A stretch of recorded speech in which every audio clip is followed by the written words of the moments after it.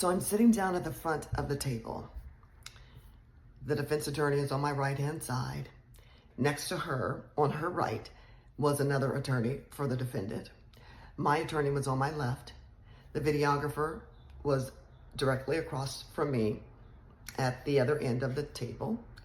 And someone from the station, from HR, was sitting next to the second attorney, next to the first attorney on my right. All right.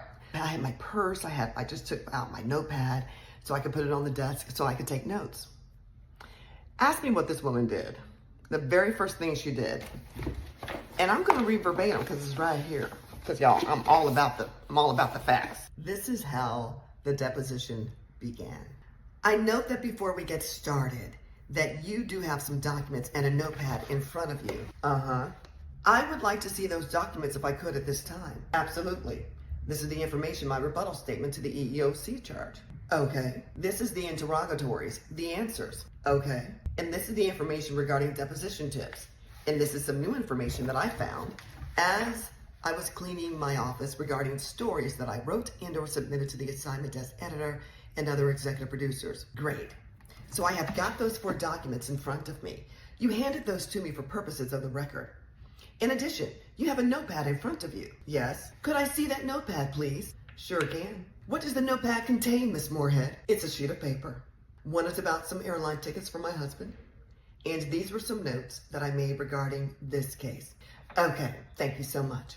You are welcome. So as I look at these 5 documents, my understanding is your answers to the company's first set of interrogatories is a document that you have already provided to the company. And with respect to your rebuttal to the EEOC, with respect to the charge that you filed in 2020, is that a document that you also provided to the company, as far as you know, in connection with your response to the request to produce documents? As far as I know. Okay, all right. And what is the date of this document? It is a multi-page document, and it is a double-sided here. That's what she said. I know it makes no sense. Can you estimate for me how many pages this document is? Which document are you speaking about? The rebuttal to the EEOC, 65 pages. Okay, maybe 63. Okay. Do you know approximately when you sent this to the EEOC? It was sent, I don't know, I don't remember.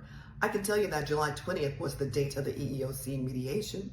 The date on which that was sent, I cannot tell you specifically. Do you recall whether it was before or after the date of mediation? It was after. Okay.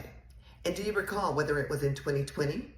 It was in 2020. My attorney interjects, and then there's some conversation about why she needs my notepad with my personal notes on there, but it lasted for about 10-15 minutes. It was not pretty. Below that statement on the first page of your memo pad, it says, April 125, 157 points.